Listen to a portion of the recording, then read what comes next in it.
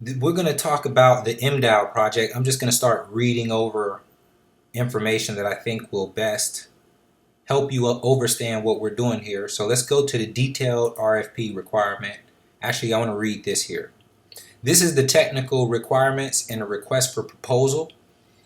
It says, we invite you to submit a proposal on any specific part or all of the technology development of 1. A registry for nationality and identity on ERC 23 and digitally signing records on the blockchain. 2. Output registration data to a web application. 3. Build a cryptocurrency smart contract that mints coins contingent upon registrations in the registry. 4. Our own native exchange. 5. A staking policy. So let me explain what this stuff is, what we're asking for. This is what we're asking for somebody to build technically. If you don't quite understand how cryptocurrency works and things yet, then you're going to have to spin yourself up on some parts. But for everyone who generally knows how cryptocurrency works, you basically have a wallet on your phone. It's like a digital wallet, and you can receive and send tokens and things of such there. So with this project, there's a couple of things that need to be created. One, a registry for nationality and identity. And that doesn't really have anything to do with cryptocurrency per se, but it does have to do with what they call blockchain or distributed ledger technology, because that same technology is the new foundation upon which everyone can now create cryptocurrencies, but it's also a same foundation and new type of technology that allows us to produce registries more efficiently, more effectively, and make them more transparent. So this technology is an advancement over what has previously been made available. So we want to take advantage and use this opportunity to implement this technology on a national level, because basically distributed ledger or blockchain technology, which is basically decentralized management of a ledger, I guess that's a way to kind of make it easily to digest and understand. It's a decentralized management of a ledger. So that decentralized management requires a trust between nodes, and it uses cryptography.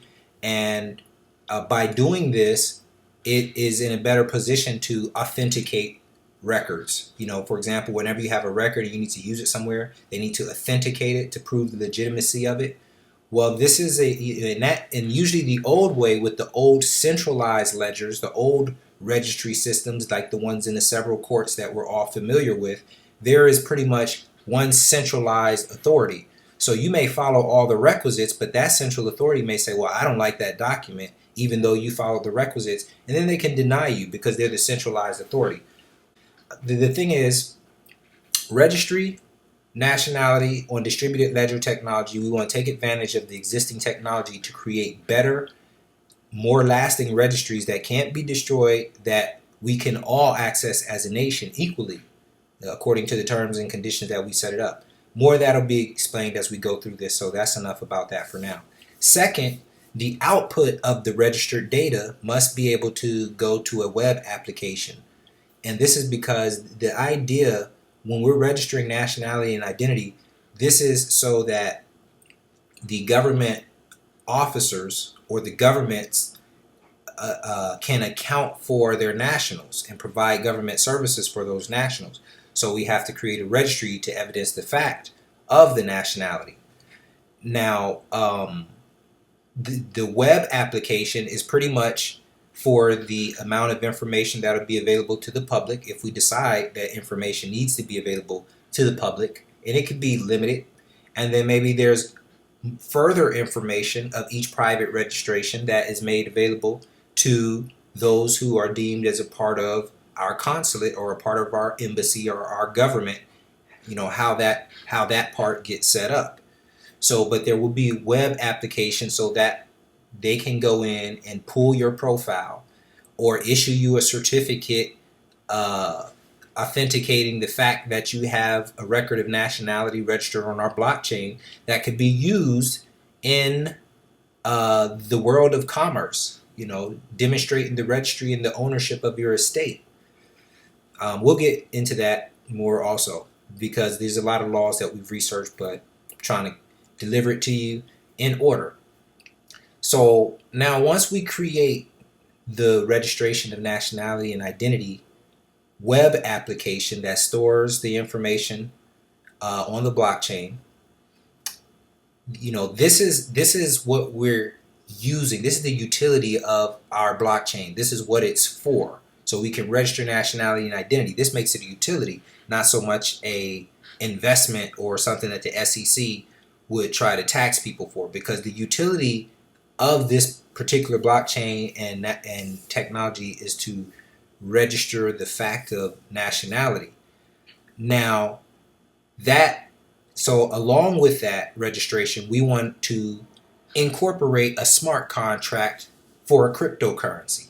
Now, usually when you hear about cryptocurrencies, what they generally are is a blockchain with a cryptocurrency smart contract running on top of it, right? But this whole distributed ledger technology is a new utility within itself that could be used to resolve algorithms, problems, or what have you.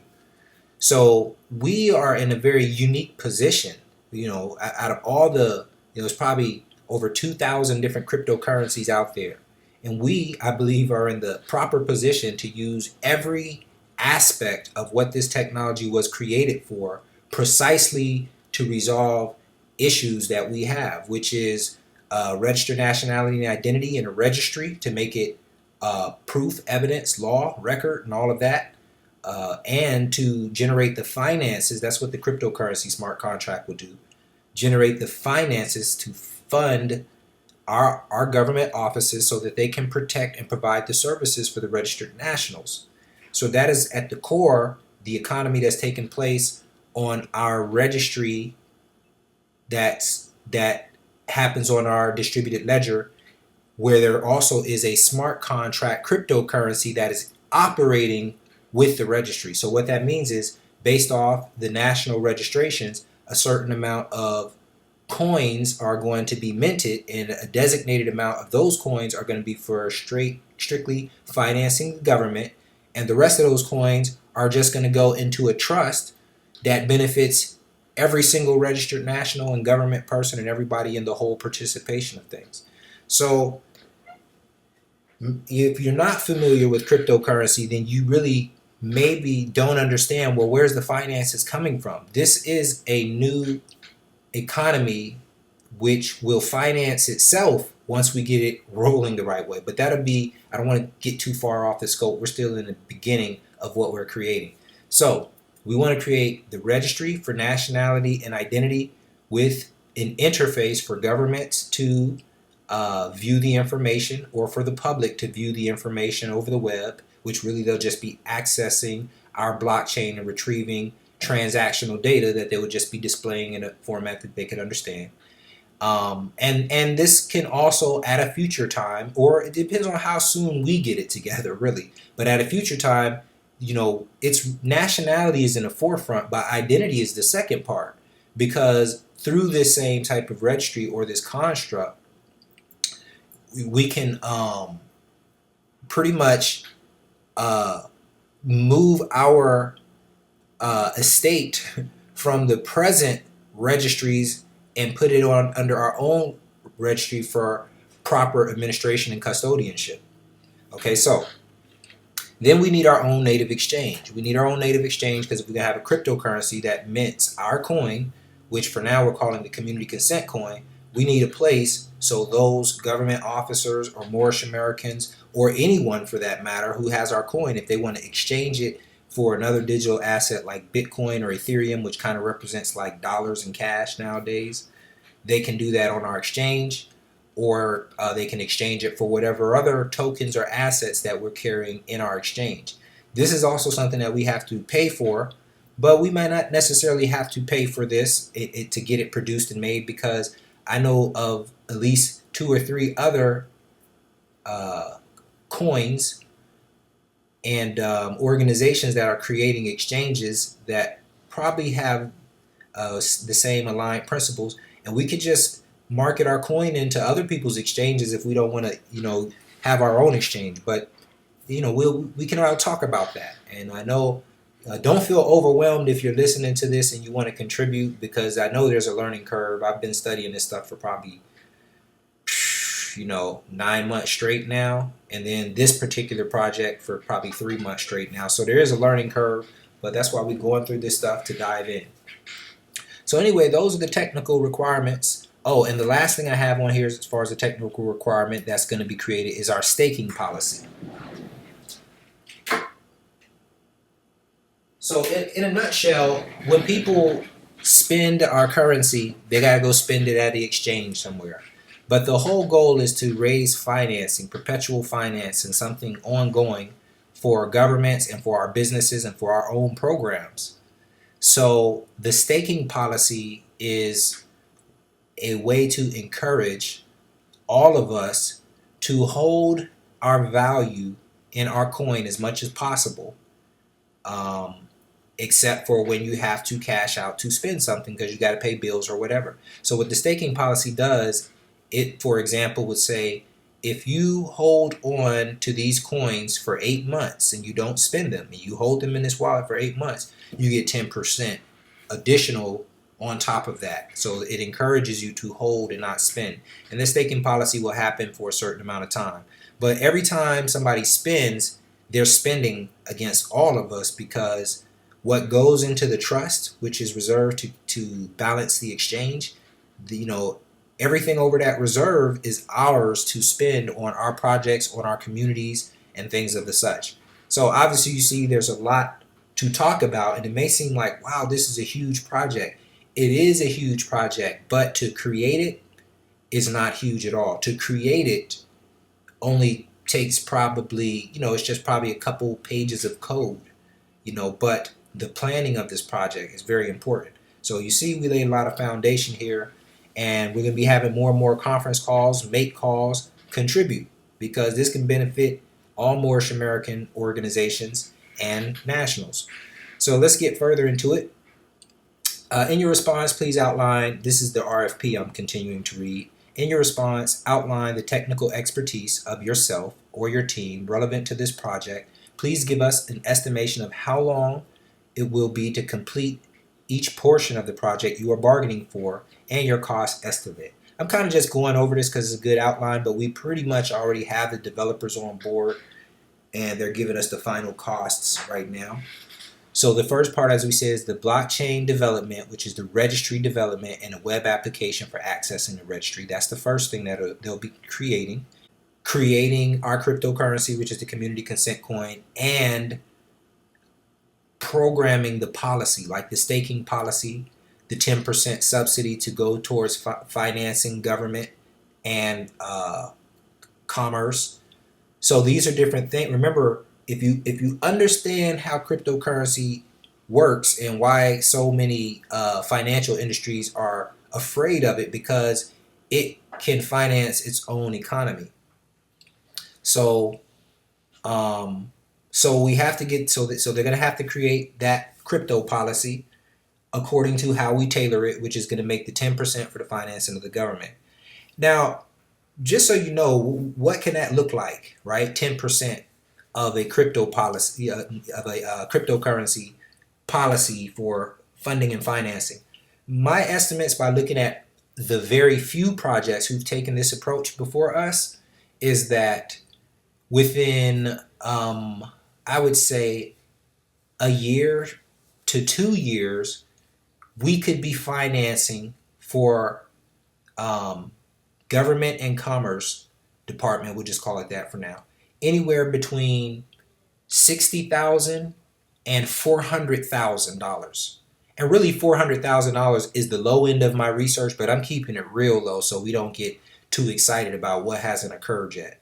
But that's $60,000 to $40,000 to $400,000 per month, per month. This is the type of finance that can be generated simply for us building a registry of nationality and identity and creating a system to finance and fund our own government and simply using it. The registration to actually put the registration of your nationality and identity on there, we don't know what that cost is going to be. I would love to see that cost at like $99, $99 or something like that. But it just depends on what it all turns out when the project is done. It's being developed right now. Certain aspects of it are, but a lot of these things we still need to talk about. So that's why I'm giving you an overview of this project. So I'm going to read this right here. Let's see. Our blockchain or ledger is a registry for nationality. Our coin, the community consent coin, is a smart contract residing on our native blockchain. It's peer-to-peer and has a staking policy and stakes 10% to wallets every 12 months. That's just whatever. We can kind of change those numbers. That's what I was talking about earlier. Incentivizing holding our own wealth in our own community consent coin. So, we have to, these are the things that we have to think about, right?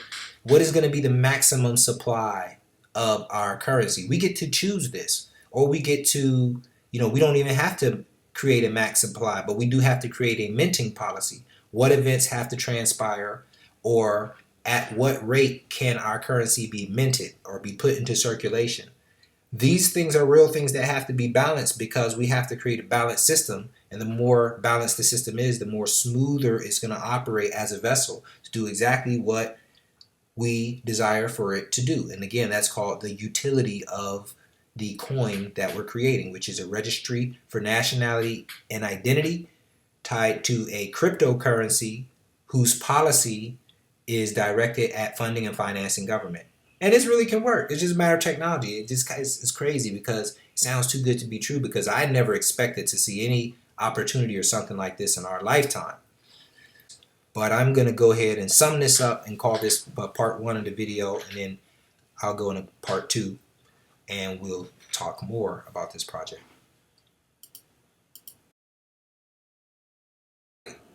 So before I went any further, I figured I should talk more about what the MDAO is, because earlier in the first video I mentioned that this was a project of the MDAO.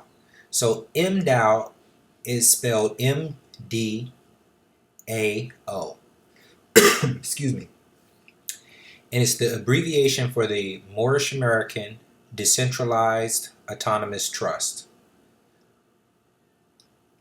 So what the MDAO is, remember when I talked about the currency policy, and we said that the focus of the currency policy is to primarily generate finances for funding government, but then secondly, we have to balance a reserve, obviously, because people have to cash out their coins at some point. So there has to be a reserve that's maintained, and everything above that reserve is used for investments, whether that's in technology maintenance, or things that's pretty much just going to increase the finances to the general fund.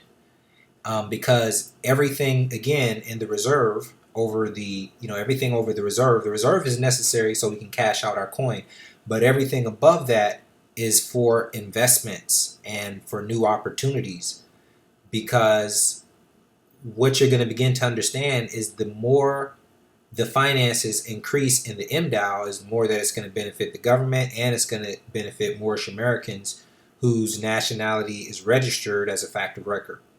Okay, and there will be requisites to registering and being a Moorish American national. That's somewhere probably in the 3rd video or the 4th video. We'll talk more about that.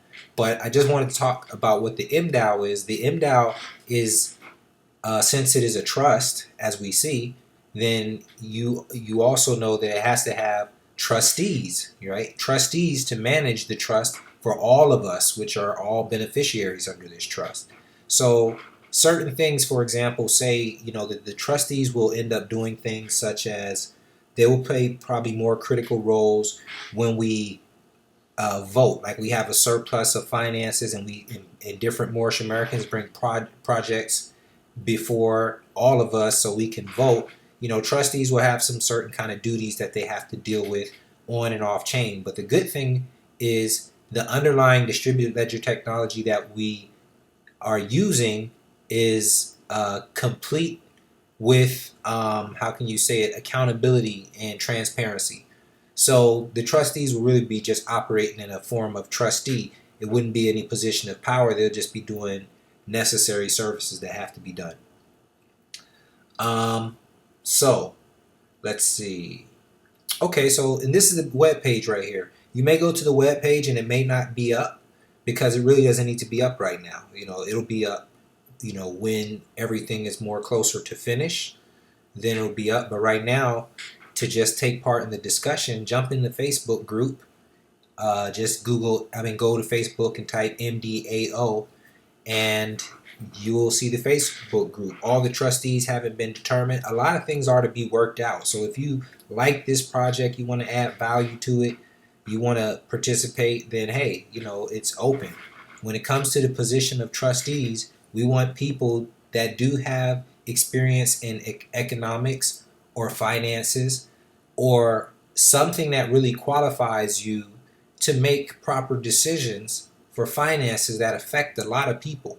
But it's going to affect us all equally. So, and my vision or my hope, and all these things we will discuss, is that all positions of office, trustees, they are financed, right? They are financed, and because they have obligations, so they're, and that's a whole nother thing that we can talk about. This registry opens up the opportunity for us to bond nationals, right? Bond our nationals or our Moorish American nationals. What I mean by bond them, I'm basically saying if you were out and something were to happen to you in commerce, there is a provision of finances designated for you to help you in that specific situation, facilitated through your government. And I say your government because all of our governments will be working in tandem. They have to. And the way that the technology part is set up is that there is no need to argue about who's the chief of whatever. If you have bodies of members that's following you and they look at you as a proper authority, then all you have to do is just come to the right hand of fellowship with your fellow leaders, and we're going to get this thing implemented. So anyway, that's what the MDAO is. The MDAO is trustees, and there will be five or 12. Haven't been quite determined yet, but there may be. There probably should be 12, but we're going to start with probably 5, and those other seats might be vacant. I don't know. All this stuff can be discussed. Anyway, we still have to come in here and finish this, but if you look here on the MDAO webpage, you see we have a judiciary and a consulate general. Now, don't take this stuff too serious, right? I'm waiting for people to come in and assist and correct because I'm kind of very busy. But when I say don't take it too serious, we have a judiciary and a consulate general. The idea is, however it's properly done, if you have a registry of nationality and identity and you have a government over those nationals, then you need a judicial system. You need a court system. You need a system to handle, to handle your domestic commerce or whatever you want to call it. But at the same day, it brings into the legitimacy of the whole thing. So when you have a roll of registered nationals, right, these things become simple because you'll be able to connect with every people, and you have the permission at the registration that we are going to take part in our jury or whatever the services of our government, as our nationals, we're going to take part in that. So this is just something that's a part of the finances. Then you see the community consent coin here. Talked about the community consent coin. This is something we didn't really talk about yet. This is something that can come later on down the road. We can implement our own election and voting systems if we're able to. We have to do more. We haven't really researched that yet.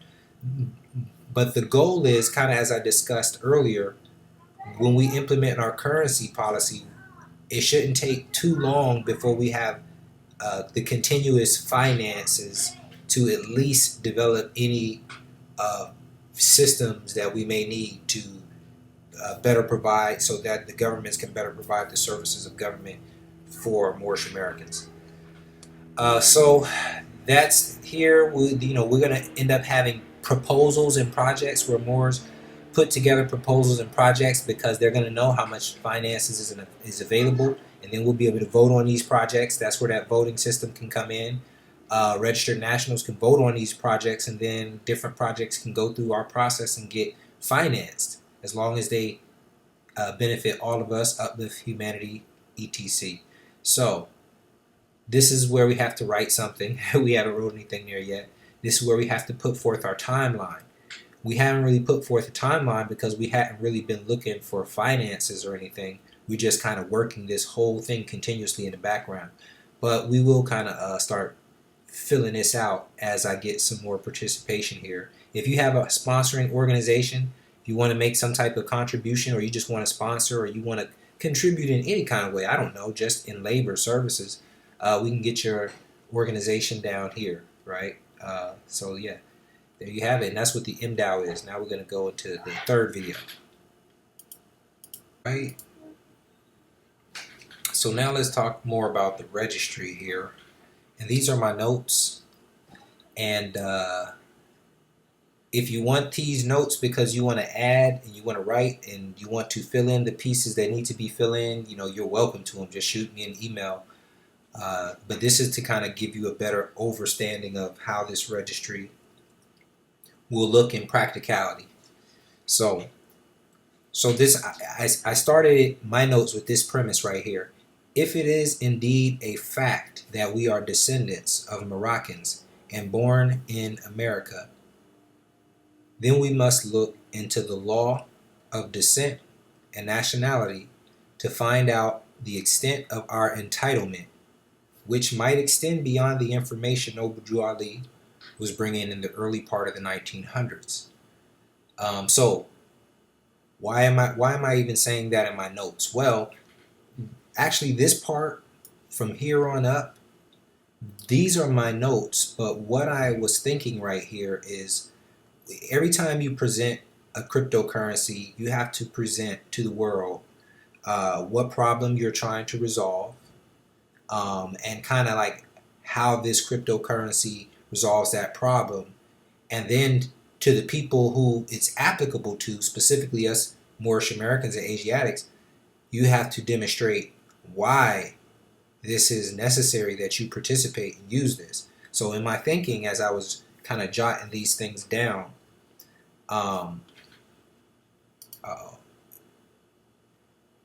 as I was jotting these things down, I wanted to kind of think of the points that are going to have to be, I'm going to use the term, marketed and represented to ourselves and others who try to get an understanding of what our project is about and why they should either contribute or participate, or even just simply use our currency as a peer-to-peer currency, which will be helping our cause and purpose.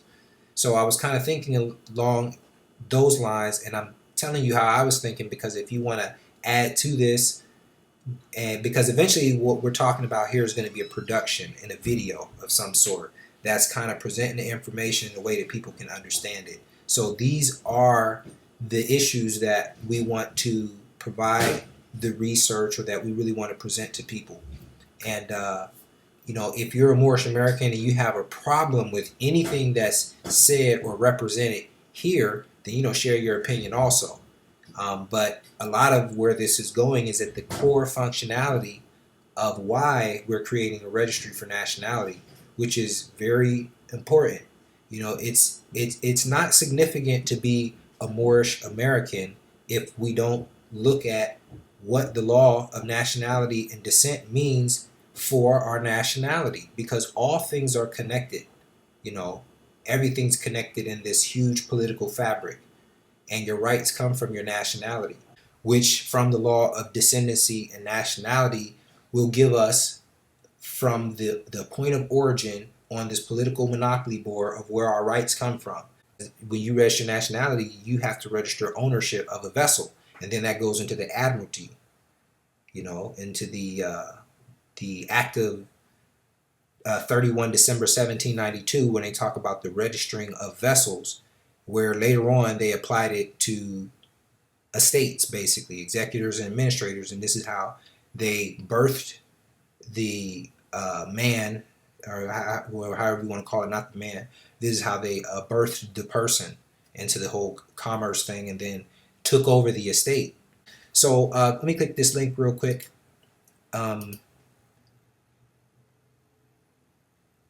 This link takes you to uslegal.com, and they talk about the registry, one of the four organs of the ICC. Some of the tasks that a registry handles are administration of legal aid matters, because the registry has accountability of all of the nationals, or the registrants, or those who are entitled to service under the custodian of that registry, basically. So the registry would be not only at our registry for nationality and identity, which is why we have to retrieve the proper data and handle the data the proper way. It will set the foundation for supporting all of our functions, such as courts and things of the such, because we have access to all of our members and things like that. But anyways, I feel like I'm rambling on. I kind of know that I'm not, if you're really listening and catching on to everything that's here. But it's really a lot. I'm on the third video now. I've been going hard at this. So this is from the Bouvier's Law Dictionary. A registry is a book authorized by law in which writings are registered or recorded. A registry is a list of information recorded and managed by a trusted authority, right? Who's going to be our trusted authority with the registry on our own distributed ledger, the Moorish American Blockchain? Well, the trusted authority would be the MDAO, which is the body of all of the registered nationals, but in more particular, the trustees of the MDAO, which would be those 5 to 12 trustees. But these are kind of like giving you some little overshadow about the requisites of a registry. Registries record, timestamp, and validate title and transfer of property. So, well, I'm not going to go down that. I'm not going to talk about that right now. I was going to talk a little bit about properties. I talked about this in other videos. The properties on a certificate, say of live birth or something like that. Citizenship and nationality as a asset, if you will. Now, that some people might not like that talk, but that is what already is taking place. And this is why you authenticate your birth certificates when you go in and out of different jurisdictions, not just as secured party creditors and things like that, but this is what's done in the real world. If you were going through some naturalization process, going into some other foreign jurisdiction, whether permanently or indefinitely, you bring these documents and they're being authenticated and things of the such. So registries have security requirements for data integrity and availability. This is why these systems that they're using can be used. Such requisites, along with the basic format for certificate of registry, was established by an act of 31 December 1792, which prescribed numerous regulations for American shipping. So this shows you that was a maritime. This was where they were dealing with the maritime aspect of registries. And then when you look at the birth certificate as a vessel, you see, all these things that we talked about before, the docking number, right? The birth, all of these maritime and admiralty terms, right? And the properties on that said certificate. So these things, are being used in different registries, and it's evidenced by the fact that you have to present that certificate for different things. Anyway, is there any nationality tied to the person? In the present system, no, there isn't. So it's another need why we need a registry of nationality. See, a registry is a record, and it's to be taken as fact. It's evidence within itself. This is why it's a foundational part of any government. In our particular case, and so I kind of just went through, these are some of the acts. There's other laws and things too that we have to be conscious of, but I really tried to follow the framework, when I kind of set this up.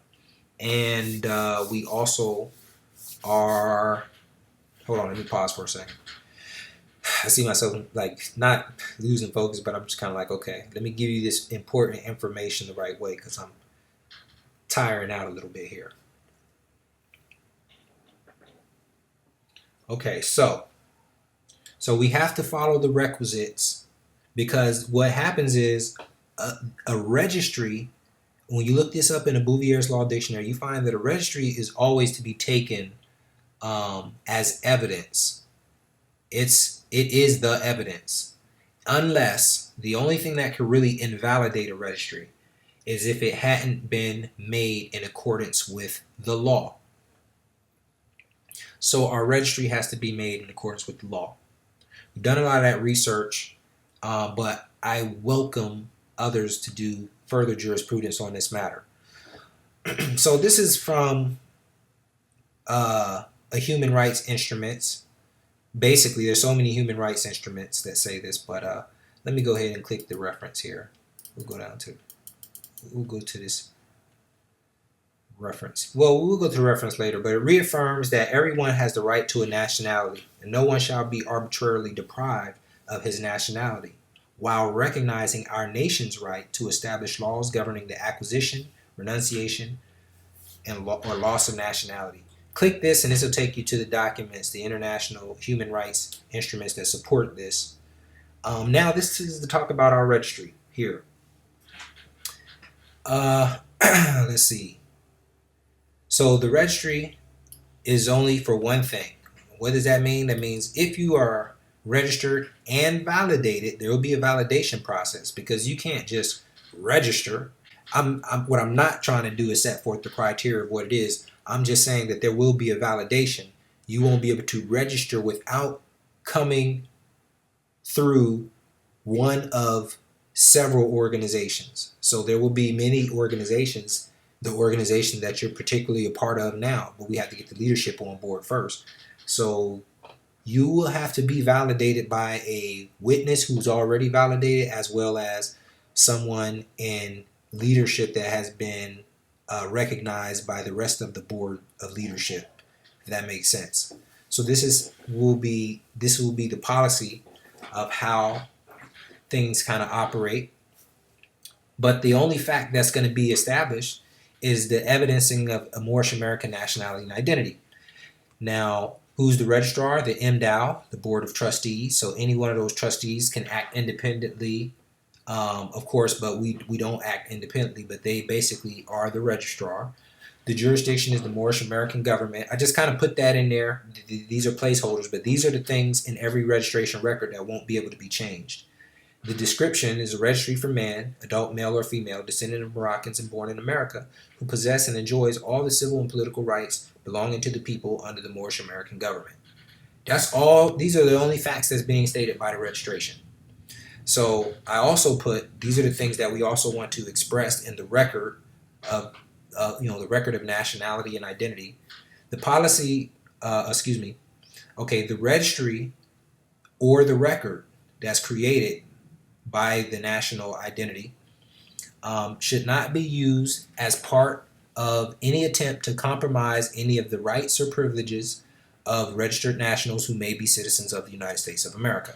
So basically what I'm saying is this registry is the focus of this registry is not to change any status, and nor is it to prove any status change within the United States of America. It is only to make known and put forth the fact as a matter of record, your nationality and identity. That's all it is. Now, if by operation of law other things do change and transpire, that just is what it is. The law is going to do what it does. So we are just setting it up the right way. So that's kind of the focus. We're not looking for any opposition. We just want to, what we're basically trying to do is protect ourselves from the arbitrary deprivation of nationality, right? That's a big thing. Let's click this link down here. Let's go ahead and click this. And you can go look at these. This is human rights and arbitrary deprivation of nationality. The Commission of Human Rights, recalling its resolutions on human rights and arbitrary deprivation of nationality, in particular Resolution 1999/28, 26 April 1999, reaffirming Article 15 of the Universal Declaration of Human Rights, in accordance with which everyone has a right to a nationality and no one shall be arbitrarily deprived of his nationality. So that kind of even in a way supports what we're doing. All we're doing is putting forth a nationality and identity on basically an immutable record. We also have to make sure that the record includes the proper provision that any potential signing of any contract or execution of a record that was not done with the, it does that we never at any time knowingly, willingly, or intended to renounce or forfeit our nationality, at no time. So if there's any record that suggests that, those are void ab initio by the act of rescission, which is a part of, this whole record. These are just my thoughts on it. All these things can be changed, but at the end of the day, what this looks like in practicality is the end user Moorish American doesn't have to be aware of all of the thoughts and things that we're putting into it unless they want to do their research on it, as they should. But what we're saying is when you register a record of nationality with your witness and someone from your leadership validating that record, these are the things that you're setting forth. You're setting forth these intentions as a matter of record, and this is essentially a proclamation of nationality, and a declaration is the record. Now, of course, these records, they're digital. So in practicality, what it would look like is, you're part of a temple, and that's probably where you heard of the information from, or another Moorish American who's a part of a temple or something heard of the information, and you're like, yes, I want to register nationality and identity. It's not that this makes you a Moorish American. You're already a Moorish American, but you want to register on a proper registry so it's a fact of a record, and you are financing your government, and you're empowering them, investing them with the proper custodianship to manage your estate should you be tied up in a foreign court somewhere. You're empowering them and financing them to protect you as a national, as they should be doing. So in reality, this isn't a lot of paperwork for the national. He probably has to pay the tax for registration to our own government, and he will fill out the application. The application will be something like, as this is what you see on the screen here. Some of you guys won't understand this right now. Some of you guys will understand it. If not, we got all till whenever to discuss this stuff and get it right. But say if I came across this, basically I'll be coming to a web portal, a web application. Some of the things I'm saying, like owner info, parcel, owners of vessel, national name. This is because what we're dealing with is maritime in nature. We're dealing with the Registry of Nationality and Identity. So we're dealing with assets.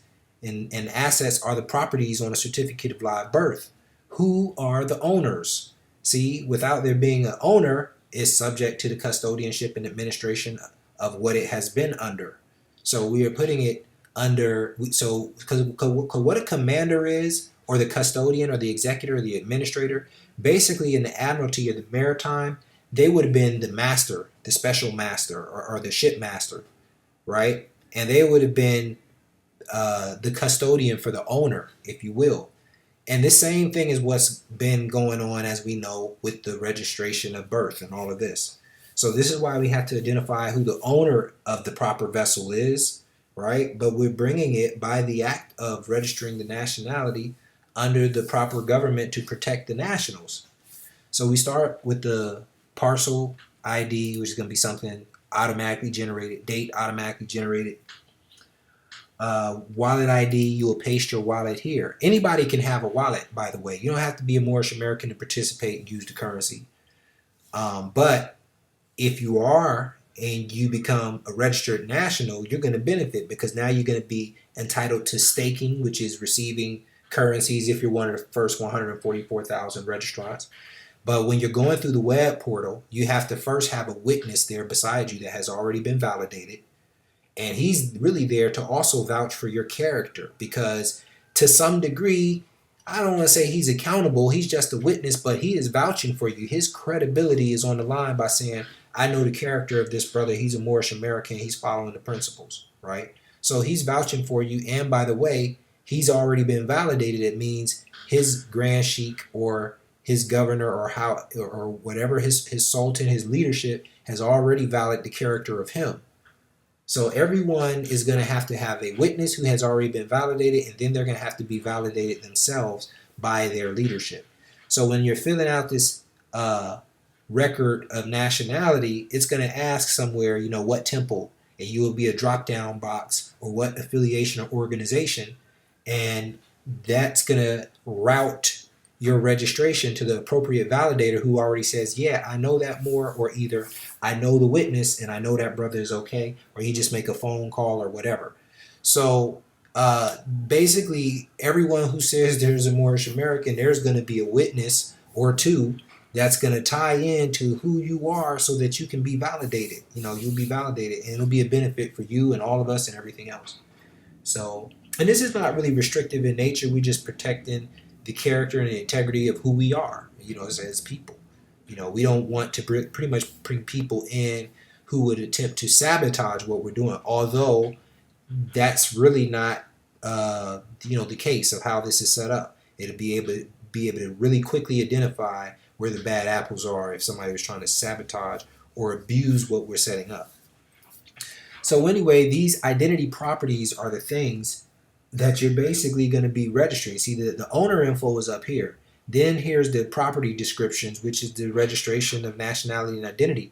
For the most part, all this information is stuff that you will retrieve. Mother's name on a BC, father's name on a BC, state, county, date of birth, emergency contact information, email address, and all of this. Now remember, when it comes to this data, you're entitled to the privacy. This data will be encrypted. It'll be secure. No one will be able to access it. You will have access to it with your private key. And then certain information will be made public that general public can see if, we come to a consensus of that. If you don't want anything made public, you will have that option.